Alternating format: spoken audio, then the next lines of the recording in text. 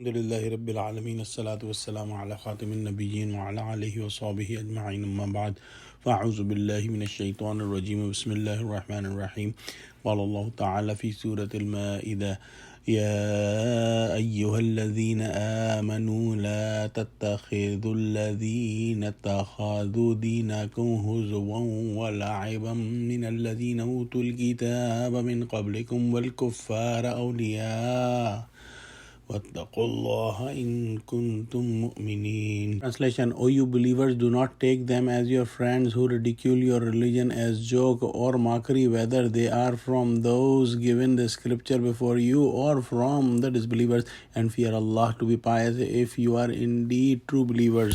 وَإِذَا نَادَيْتُمْ إِلَى الصَّلَاةِ اتَّخَذُوهَا هُزُوًا وَلَعِبًا ذَلِكَ بِأَنَّهُمْ قَوْمٌ لَا يَعْقِلُونَ. Translation: And when you call for salah prayer, they take it for a joke and amusement fun. That is because they are the people who do not use wisdom nor understanding. In the previous ruku, Allah subhanahu wa ta'ala commanded Muslims that do not make friends the people of the book, meaning Jews and Christians. And in this ayah, Allah subhanahu wa ta'ala repeated the same topic and added al-kuffar. That would make a generalized commandment for any disbeliever. Some say that here kuffar means the polytheists who were in the Mecca.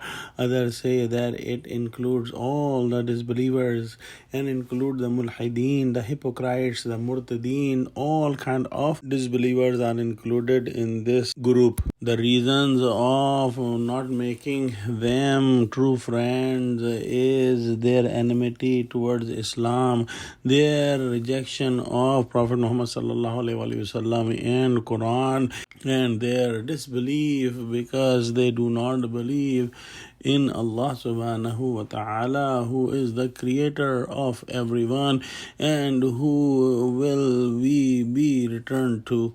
But not only this, they also have a very bad habit that they ridicule the religion of Islam and ridicule about the commandments and about the pillars of Islam. And one of the examples that is given in these ayah is that when the azan was called for the salah, they used to ridicule and make fun of the azan. For a Muslim, the most important thing for him is his religion, and if somebody is the enemy of his religion, or if somebody is ridiculing or making fun of his religion, how can a person make such a person his friend? One important thing one must understand, that with the good character of Muslims and with their truth, honesty and sincerity, the Muslims should attract the non-Muslims towards Islam. And it does not mean that the Muslims must hate non-Muslims.